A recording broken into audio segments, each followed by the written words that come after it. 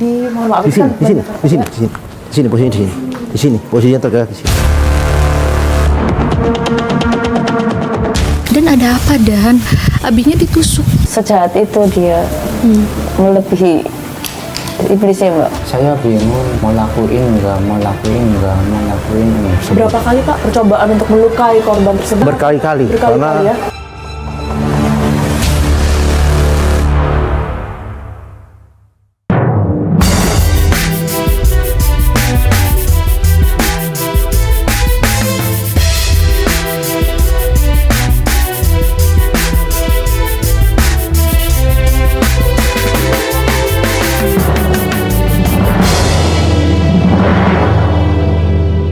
Seorang ustadz berusia 50 tahun atas nama Nurkolis tewas tepat di depan rumah korban dan disaksikan oleh keluarga korban.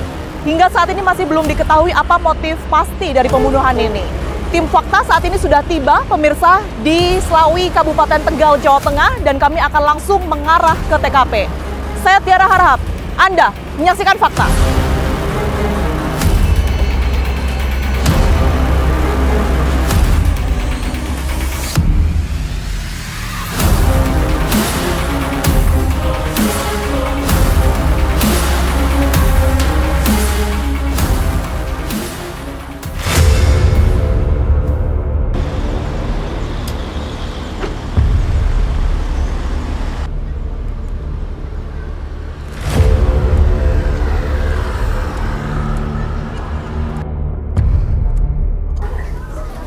Saya sudah dekat dengan rumah korban Ustadz Nurkolis, pemirsa, dan kebetulan saya juga janjian dengan pihak Polres, Kapolres AKBP Andi Muhammad Indra yang nanti akan saya temui akan menjelaskan bagaimana kemudian ini kronologi penusukan ataupun juga kekerasan berujung dengan pembunuhan yang dialami oleh korban Nurkolis. Pak Kapolres, selamat sore Pak. Selamat sore Mbak. Iya, Baik. Fakta. Baik Mbak. Iya, Pak Kapolres, terima kasih Ya. sebelumnya sudah meluangkan waktu untuk menemui kami ya di Ya. TKP ini. Ya. Izin mengkonfirmasi mungkin Pak Kapolres, Ya. jadi inilah Ya. TKP-nya ya? Betul Mbak. Dari Betul, pembunuhan Ya. dari korban Nurkolis tersebut. Betul Mbak, betul. Awal mulanya seperti apa Pak Kapolres? Iya, jadi memang di lokasi tempat kejadian perkara ini adalah telah terjadi pembunuhan dengan berencana. Oke, berencana Ini ya Pak ya? Berencana, jadi sudah direncanakan Mbak dengan si tersangka ini. Ya. Nah, kita lihat di sini Mbak, Ini mohon izin Pak, ini berarti Ini, iya. rumah dari korban? Ini rumah korban. Oke, Ini betul rumah ya. korban. Ini posisi seperti ini Mbak. Ya. Nah, kemudian itu untuk lokasinya sendiri Mbak. Saya Dan- izin masuk juga ya Iya, Pak ya? iya. Ini Ini iya. istrinya? Oh ini istrinya. Oke. Ini istrinya. Silakan Mbak, mungkin bisa Iya. izin dulu. Ibu izin, maaf saya Tiara dari Fakta TV One, mungkin nanti saya bisa ngobrol dengan Ibu dan keluarga ya, tapi saya boleh izin untuk ke titik lokasi terlebih dahulu ya Bu ya? Iya, terima kasih banyak Bu. Jadi memang pada saat kejadian tepat di hari Minggu ini, posisi korban kita temui tergeletak di sana. Mohon maaf, Di sini, kan di sini, banyak- di sini, di sini, di sini posisinya di di sini. sini. Di sini, posisinya tergeletak di sini. Yang ada, kebetulan lagi ada bekas Betul. bunga di sini. Iya. Benar. Kemudian memang pada saat itu dari pihak keluarga membawa korban menuju ke rumah sakit. Di sampai rumah sakit sudah tidak tertolong Mbak, karena kehabisan daripada darah. Diduga tersangka ini adalah mantan pegawai korban, bekerja di pasar karena kebetulan korban ini adalah sebagai mandor penjual ayam. Penjual ayam. Nah, karyawan ini adalah tersangka ini, si pelaku ini. Nah, memang sebelum kejadian pada saat sore di Minggu sore ini, tersangka ini sudah berapa kali datang ke lokasi sini, Mbak. Nah, kemudian paginya hari Minggu, tersangka ini sudah membawa pisau. Pisau ini didapatkan dari online, dia membeli online. Harganya sekitar 285.000. Nah, di situ dia sudah membawa pisau tersebut. Pagi datang sini, duduk di sini, ditemui oleh istri korban. Pagi itu Pak, berarti keluarga sedang berkumpul di sini ya? Di dalam. sebenarnya? Oh, di dalam. Posisi dalam. Di dalam. Selalu posisi di dalam.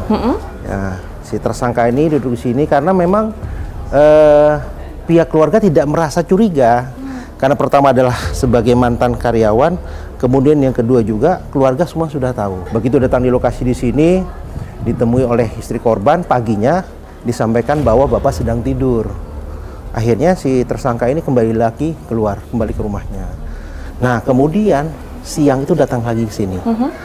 Menunggu di sini sampai tertidur di sini. Oh, tertidur di sini, Pak? Di sini posisinya tidur di sini. Artinya bagi keluarga itu hal biasa atau seperti apa, Pak? Iya, tapi pada saat itu berdasarkan keterangan juga dari kita lakukan pemeriksaan kepada anak itu sudah curiga dan memvideo dari sana, Mbak. Oh, memvideo, mohon maaf ya, Pak ya. Berarti Iya, iya.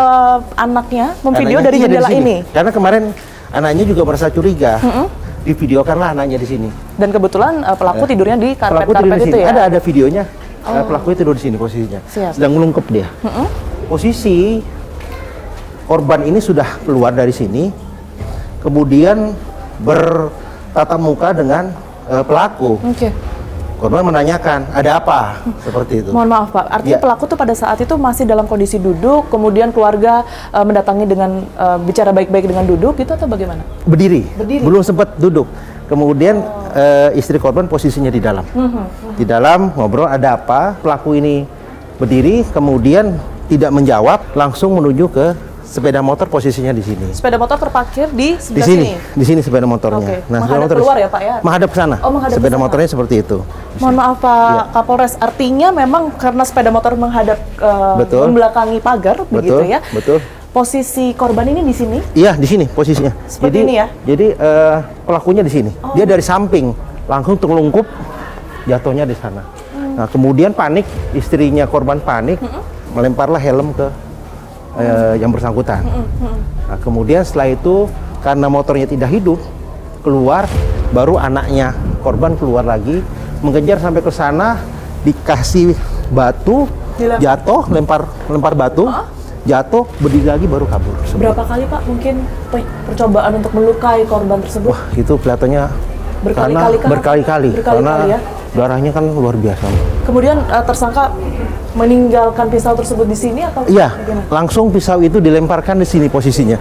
Seperti ini posisinya di sini. Jadi di kemarin sini. kita dapatkan posisinya di sini. Informasi yang mungkin sudah Iya. didapat oleh pihak Iya, kepolisian. iya. Lari ke arah kanan ini Iya. memang dengan tujuan pulang ke rumah atau kabur, Pak? Kabur karena memang bersangkutan berdasarkan keterangan kita tanya ingin kabur ke Batam. Pelaku ini melakukan hal keji itu karena mohon maaf ya, karena mungkin ada hal-hal yang mungkin tanda kutip. Tapi itu menurut saya hanya alibinya yang bersangkutan. Saat ini kita sedang melakukan pendalaman bagaimana apa penyebab daripada mereka terutama si tersangka ini pelaku melakukan pembunuhan secara keji yang memang sudah direncanakan. Sudah direncanakan. Untuk sangkaan pasalnya, Pak Kapolres? Ya, pasalnya sendiri saat ini kita menggunakan pasal 340, subsidiar 338, kemudian subsidiar 351, seperti itu. Dengan ancaman hukum? Ancamannya hukuman yang seumur hidup, kemudian selanjutnya yang kedua adalah hukuman mati, yang terakhir maksimal 20 tahun penjara. Baik, Pak Kapolres, Ya. terima kasih banyak Ya. sekali. Kita temukan fakta selanjutnya.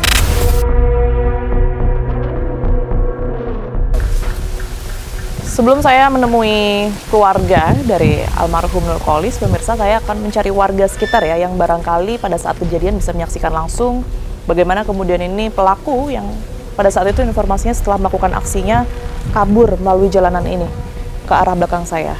Assalamualaikum. Mbak, maaf, saya Tiara dari Fakta TV One. Dengan Mbak siapa kalau boleh tahu? Dengan Ibu Rosiana. Ibu Rosiana. Oke, Bu Rosi, saya mau menanyakan ya karena keberadaan rumah Bu Rosi ini kebetulan tidak jauh dengan almarhum Pak Nurkolis. Yang beberapa waktu lalu ada kejadian di sini. Bu Rosi sempat tahu? Sempat tahu ya? Iya, tapi nggak tahu pelakunya. Oh, nggak tahu Cuman, pelakunya. Iya, berarti pas saat itu sekitar bada asyar, saya habis sholat asar. Itu saya bilang ke anak saya yang kecil, dia bilang, "Ibu, itu ada suara, bukan teriakan sih ya, kayak anak haha gitu kan." Lah terus saya bilang mungkin Ahnaf sama Mas Zidan lagi berantem dua posisinya kalinya. di dalam Saya artinya? dalam. Nah, saya keluar dari pintu. Lah saya lihat Mas Zidan di sini, di sini. Mohon maaf Bu Rosi, kita boleh sambil keluar ya? Lah saya keluar, terus saya Mas masuk Zidan posisi tadi di sini sebelah sini ya? Oh, jadi lumayan dekat dengan posisi Bu Rosi? Iya, pada dekat saat sekali. itu? Kita ya jarak nggak ada nggak ada 1 meter lah. Oke. Motor di sini sudah kondisinya terbalik. Zidan itu pegang batu kalau nggak salah, pegang batu. Terus saya tanya sama Zidan, "Dan ada apa, Dan?" "Abinya ditusuk." "Bude, Abi ditusuk." Lah ketika itu saya langsung lari ke situ. Mbak Aminah keluar, "Bude tolongin saya," gitu kan. Jadi Bu Rosi sempat ke arah rumah ini ya? Iya, ke rumah langsung saya ke langsung TKP lari ya? langsung.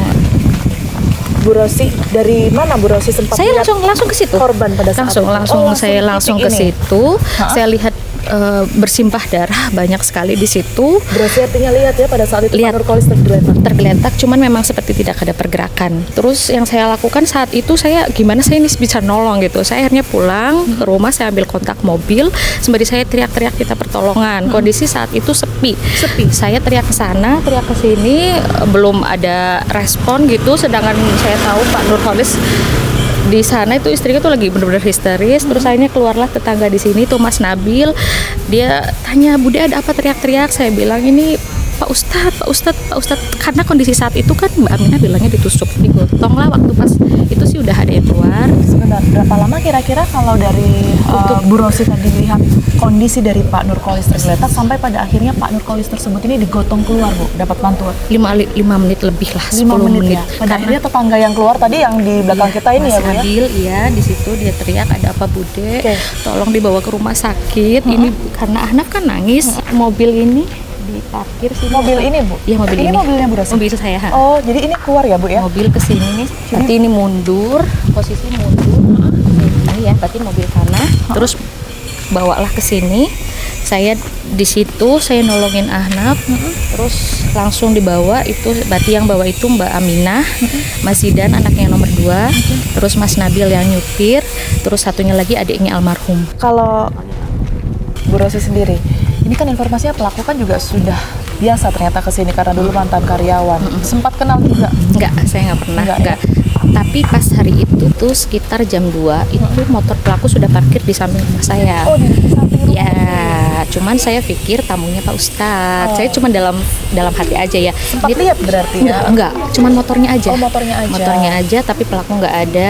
Saya cuma dalam hati ini siang-siang kamu siapa gitu. Cuman nggak ada firasat apapun. Nggak ada kecurigaan apapun. Nggak ada sama gitu ya. sekali. Itu pertama kali Bu Rosi lihat ada motor yang parkir karena kan informasinya pelaku Enggak, ini kayaknya ada motor itu tuh sebelumnya itu udah ada. beberapa hari dan beberapa jam sebelumnya. Cuman nggak ada firasat apapun gitu. Motor yang sama ya, Bu ya? Motor yang sama dan tetangga itu bilang katanya hari Sabtu juga motor itu sudah parkir di sini dari subuh kalau nggak salah. Bu Rosi terima kasih banyak Ya, atas sama-sama. waktunya juga. Sama-sama. Semoga tentunya aman-aman selalu ya, Bu, Amin, ya, amin, nggak amin, terulang ya, lagi amin, kejadian amin. ini. Sehat selalu, kita temukan fakta selanjutnya. Sejahat itu dia, melebihi iblisnya, Mbak.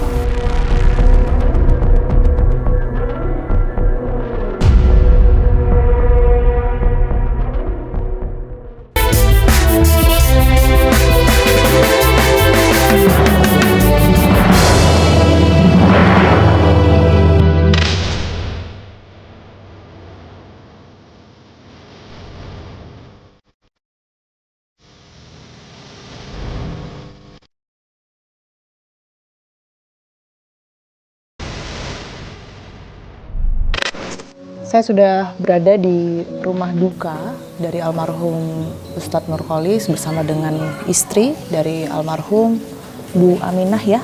Assalamualaikum Bu Aminah. Sehat Bu? Harus sehat, Mbak. Harus sehat ya. Bu Aminah, saya boleh diceritakan Bu sebenarnya di hari tersebut kejadiannya seperti apa Bu Aminah?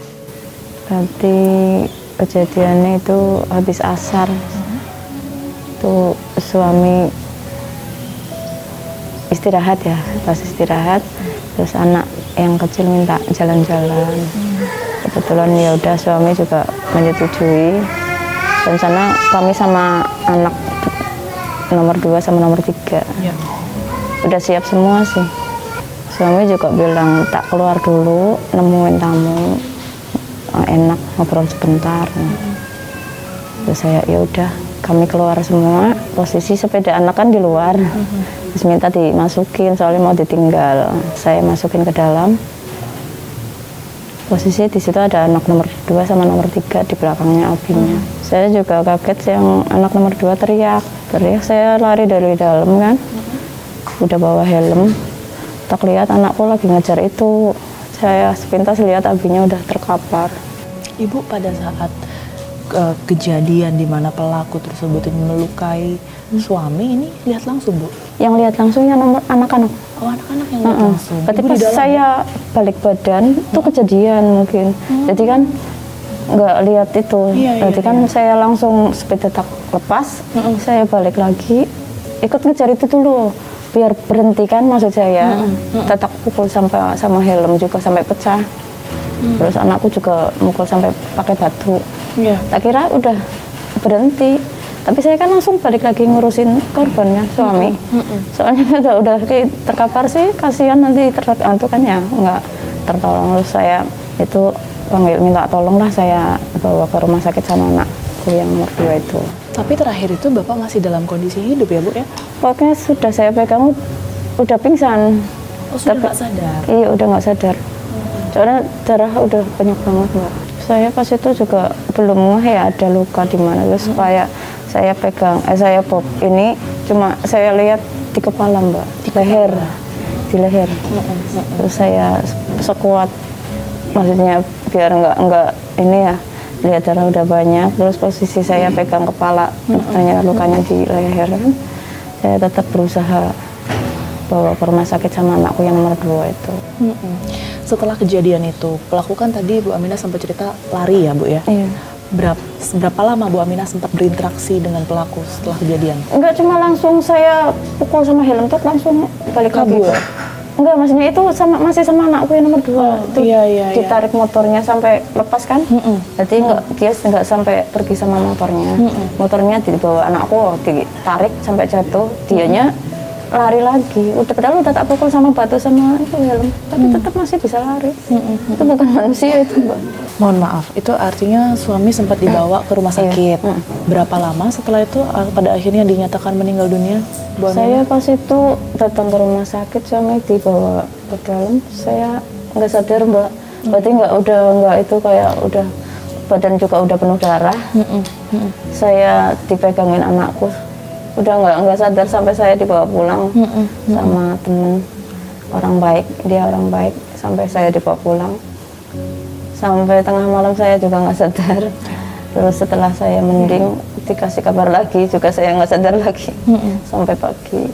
Nah, sebelum kejadian itu, Bu, ada mungkin komunikasi nggak sih dengan pelaku ini, dengan Freddy ini, komunikasi yang terjalin mungkin dengan ibu atau suami begitu ya? Nah itu ditemuin dulu sih sama suami. Oh, sebelumnya sempat ketemu ya? Iya, pas keluar rumah sih. Oh, dan itu masih baik-baik aja, Bu? Iya. Kalau suami sama tamu tetap baik, nggak punya pikiran negatif. Artinya nggak ada apa ya cekcok yang kejadian sebelumnya, tapi sempat ada semacam kecurigaan tertentu nggak dari Bu Aminah dengan Freddy ini? Kalau saya sih kadang sejiwa seorang ibu ya, Mbak. Cuma hati-hati aja, soalnya kadang orang kan penuh misteri, ya kan. Kadang barangkali dia punya rencana apa, tapi kita pikir udahlah, suami juga responnya baik, ngapain. Kita juga positive thinking aja. Tapi itu ibu rasakan juga nggak ke Freddy ini? Kalau Freddy ini sebenarnya kayaknya ada sesuatu. Iya, saya pikirnya gitu. Oh, gitu. Cuma tak pikir dia juga konsultasi juga kan sama suami.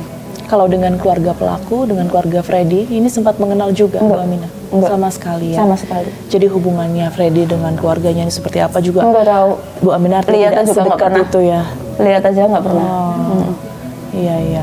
Kembali di hari kejadian Bu Aminah, setelah melihat semua peristiwa itu ya, nyangka nggak dari Bu Aminah sendiri karena mantan karyawan begitu, nyangka nggak sih Bu? Iya, ya nggak nyangka aja sih. Cuma kok setega itu dia, padahal kan orangnya kan diem kan. Kok sejahat itu dia, melebihi iblisnya, Mbak. Bukan manusia lagi dia. Mungkin ya udah merasuki mungkin. Setelah melihat Bapak ya sudah terjatuh, mohon maaf itu informasinya dengan Pak Kapolres tadi kan terjatuhnya pas di depan pintu. Iya. Yang terfikir di pikiran Bu Aminah pada saat itu apa? Saya pikirnya lukanya nggak terlalu itu, makanya saya buru-buru itu biar cepat terselamatkan kan. Cuma kan saya udah di tengah jalan ya pikirannya macam-macam apa. Cuma kan saya nggak tega aja mau lihat, masa iya mau dilihat di jalan kan ya, Mbak. Itu aja minta ini. Karena saya masih optimis kan di rumah sakit, masih berharap sampai minta sama anakku coba dipantau abinya udah ditanganin belum, terus sampai saya ya nggak sadar ya. Sampai saya dibawa pulang juga ngomongnya kayak gitu terus, minta abinya, kabarnya abi gimana, kabarnya abi gimana. Oke.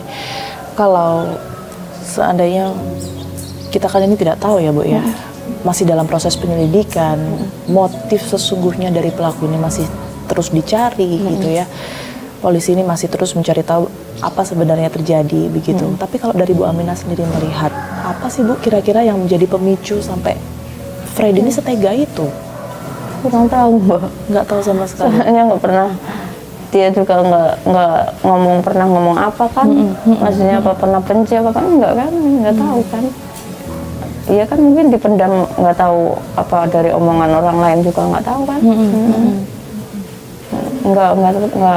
Nggak tahu Mbak, nggak ada pikirannya gitu. Bu Aminah, sedikit saya mungkin minta tanggapan ya Bu ya. Kami kan sudah sempat bertemu dengan pelaku dan ia menyebutkan bahwa semua yang mendorong peristiwa ini, yang mendorong untuk melakukan ini adalah adanya, mohon maaf Bu, semacam bisikan begitu ya. Ia merasa tidak nyaman dengan dirinya sendiri, kesehatan dalam hal ini tidak hanya secara pikiran tapi kesehatannya menurun, dia merasa lemah begitu, sehingga mungkin hal ini di luar kendalinya dan ingin menghabisi. Mohon maaf Pak Nurholis, Ibu mendengar ini seperti apa Bu Aminah? Modus juga bisa Mbak, kayak gitu tuh.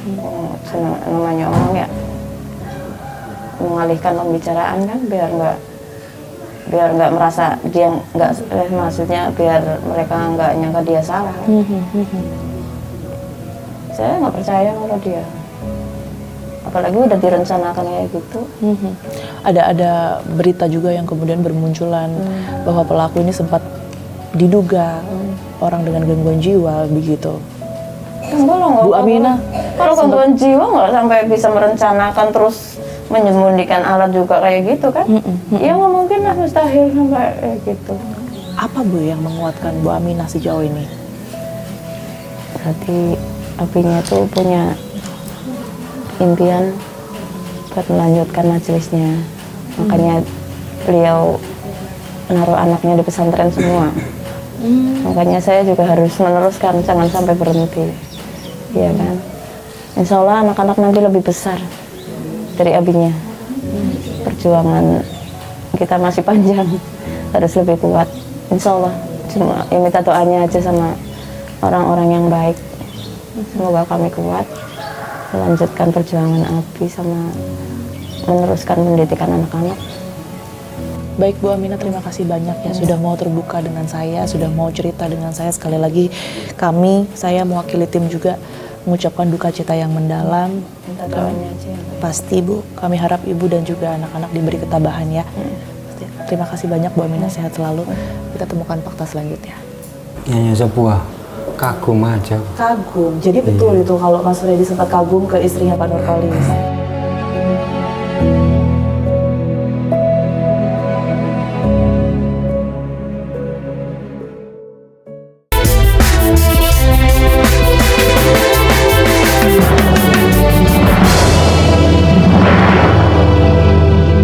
Di Tarup ini di Jalan Samiran.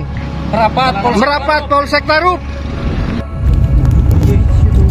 Ya ini belok ini. Freddy siapa jenenge? Juga tersangka. Wis Dianto. Dibawa ke Polsek Tarup. OTW.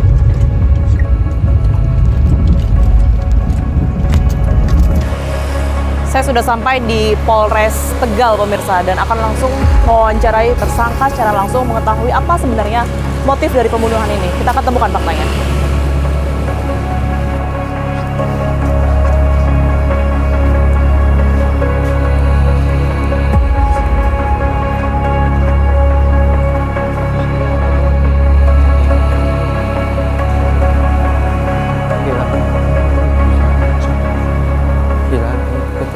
Ya, kami sekarang berkesempatan untuk mewawancari langsung Freddy yang merupakan tersangka pembunuhan dari Ustadz Nurholis ya. Tentunya didampingi oleh pihak penyidik.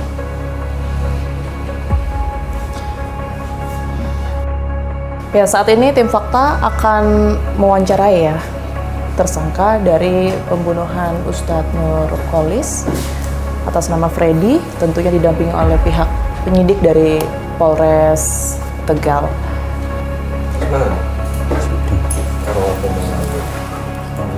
Sudah campur. Mas Freddy bisa ceritakan kenapa pada akhirnya Mas Freddy bisa ada di sini? Ya karena perbuatan saya pastinya Apa yang diperbuat Mas? melukai Pak Nurkolis. Hubungan Mas Freddy dengan Pak Nurkolis ini apa sebenarnya? Ya itu hubungannya menjadi pekerja. Berapa lama Mas Freddy kerja di Pak Nurkolis? Saya lupa, nggak menghitung sih ya berapa bulannya. Kayaknya sih nggak ada 1 tahun. Tadi kan Mas Freddy bilang, Mas Freddy di sini karena melukai Pak Nurkolis, bahkan membunuh begitu ya Mas ya. Kan kita tahu pada akhirnya Pak Nurkolis ini meninggal dunia. Pemicunya tuh apa sih Mas? Sampai akhirnya mungkin Mas Freddy emosi dengan Pak Nurkolis. Ketika sebelum keluar dari pekerjaan itu sebelumnya udah ada suatu gangguan di dalam tubuh, Mbak. Apa itu? Seperti bisikan. Bisikan? Iya, kayak ada yang ngomong di dalam tubuh, bising-bisiki. Ya bising lah, membuat bising hati saya gitu. Iya, apa yang mungkin sempat didengar, sempat terfikirkan pada saat itu? Bisikannya ini kata-katanya apa? Sudah lupa, tapi berangsur-angsur bertahun-tahun agak-agak menghilang. Intinya menyuruh Mas Freddy untuk melakukan sesuatu? Enggak menyuruh, cuman kayak mengganggu hati saya gitu loh. Terus setelah tadi Mas Freddy cerita bahwa sempat ada bisikan, suasana hati yang kurang nyaman, kenapa pada akhirnya memutuskan untuk menyerang Pak Nurkolis? Karena belum di dalam tubuh masih ada gangguan-gangguan. Jadi berapa lama Mas merencanakan bahwa Mas Freddy ini mau menyerang Pak Nurkolis? Kayak apa tahun ini ya? Ya pokoknya kalau punya uang buat ancang-ancang saja kan. Jaga-jaga. Iya, kalau masih iya. Siap-siap untuk apa nih? Siap-siap untuk membunuh Pak Nurkolis. Iya, melukai kalau itu loh masih gangguannya masih. Tapi selama kerja nih Mas Freddy, hubungan Mas Freddy sama Pak Nurkolis atau mungkin keluarganya baik? Baik, biasa. Pernah nggak mungkin ada perlakuan dari Pak Nurkolis ya yang mungkin menyakiti hati Mas Freddy sampai akhirnya Mas Freddy marah atau nggak terima? Enggak. Nah, nyiapin senjata yang pada saat itu digunakan oleh Mas Freddy nyerang Pak Nurkolis ini gimana Mas? Siapkannya saya beli di online. Oke, terakhir yang digunakan untuk pada akhirnya melakukan aksi kemarin apa yang digunakan senjatanya? Pisau. Iya. Gimana itu waktu itu? Ceritanya sampai akhirnya ketemu sama Pak Nurkolis. Pertama saya main ke pemotongan dulu, pemotongan ayam. Ternyata di tempat kerja itu sudah tutup. Setelah tutup, malamnya saya main ke rumahnya itu, Pak Nurkolis. Paginya saya SMS. Boleh nggak saya main ke situ? Kira-kira mainnya bolehnya jam berapa? Tapi belum dijawab-jawab. Nah, di rumah Pak Nurkolis ini akhirnya ketemu siapa Mas Freddy? Ketemu istrinya, terus saya duduk-duduk sebentar. Dia keluar, saya mengambil dirinya. Terus dianya bilang saya mau belanja sama istri. Setelah itu saya melihat anaknya. Anaknya yang mana tuh? Yang kecil. Yang kecil? Di belakangnya itu. Terus saya bingung mau lakuin enggak. Karena saya masih ada itu sih ya Mbak, gangguan. Akhirnya saya memutuskan untuk melukai dirinya. Yang tadinya mengatakan bahwa ada indikasi gangguan jiwa yang Anda sebutkan tadi warga ya, laporan warga sekitar ini dari siapa Pak Kasat? Dari tetangga-tetangga rumah pelaku sendiri menyatakan katanya demikian. Nah, terusan dari anak korban juga katanya ada ciri-ciri demikian, menyampaikan yang sama. Cuman saya dalami dari ibu korban karena si pelaku ini tinggal hanya dengan ibu di satu rumah itu. Saya tanyakan, sempat saya komunikasi dengan ibu pelaku. Katanya pelaku ini memang di rumah tidak ada gejala misalkan marah-marah atau bagaimana, enggak. Nah, cuman menyatakan katanya ya dugaan ke situ ada, tetapi bukti secara fisik saya nanyakan kalau memang iya dinyatakan ada gejala seperti itu, pernah dirawat tidak pernah. Tidak pernah berobat, tidak pernah. Jadi secara hukum kita juga harus membuktikan ke situ, makanya kita menggandeng dari tim dokter jiwa untuk membuktikan gejala itu benar atau tidak, memenuhi unsur atau tidak. Yang dilakukan Mas Freddy apa?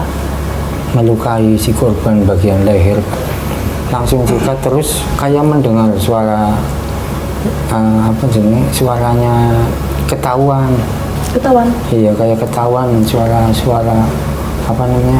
istrinya kayaknya. Oh, istrinya keluar. Iya, ada suara jerit atau gimana nggak tahu. Terus saya langsung lari.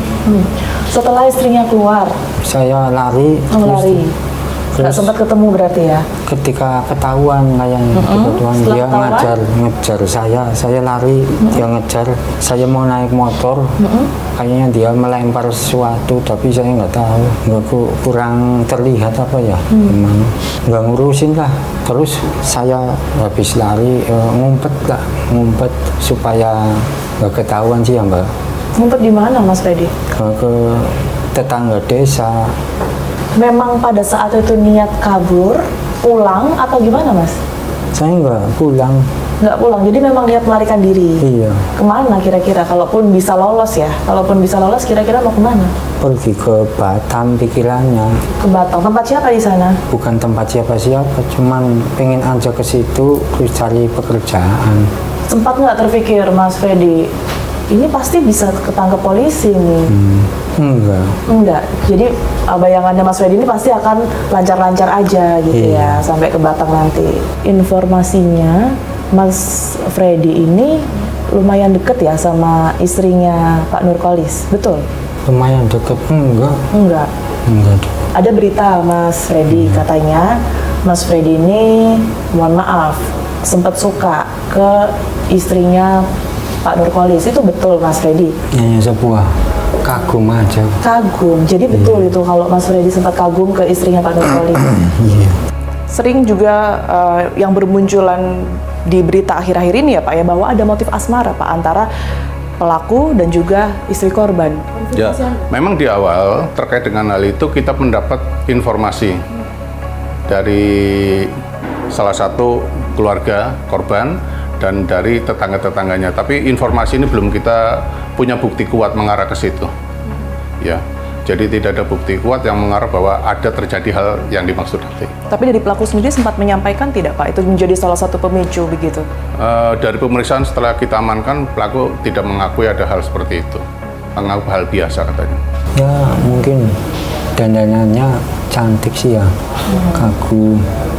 Sempat ada keinginan untuk mungkin, mohon maaf, mendekati gitu nggak? Enggak juga. Kejadian kemarin salah satu pemicunya itu bukan? Saya enggak seperti itu. Enggak ya? Enggak. Bukan karena itu pemicunya, motifnya bukan itu juga ya? Ada nggak sempat ada warga mungkin yang melintas nanyain Mas Freddy, kenapa bajunya? Enggak ada. Enggak ada. Sampai akhirnya, sampai titik Mas Freddy ditangkap, itu sama sekali nggak ada yang menanyakan itu? Nggak ada, karena bajunya saya buang sih. Oh, dibuang? Iya. Dibuang di mana? Tempat itu saya ngumpet. Terus pakai baju apa akhirnya? Akhirnya saya ketika saya udah buang, saya jalan terus. Tapi berarti nggak pakai baju dong? Iya, posisi nggak pakai baju. Iya, posisi nggak pakai baju. Ketangkepnya Mas Nurkolis ketemu polisi akhirnya di mana? Saya ketangkepnya di Marga Padang. Mas Freddy, terima kasih, sehat selalu. Kita temukan fakta selanjutnya. Biasanya kalau orang itu normal dalam arti tidak ada kegangguan jiwa, ya. Dia sudah merencanakan juga setelah ini saya mau menghilangkan jejak, saya mau lari kemana.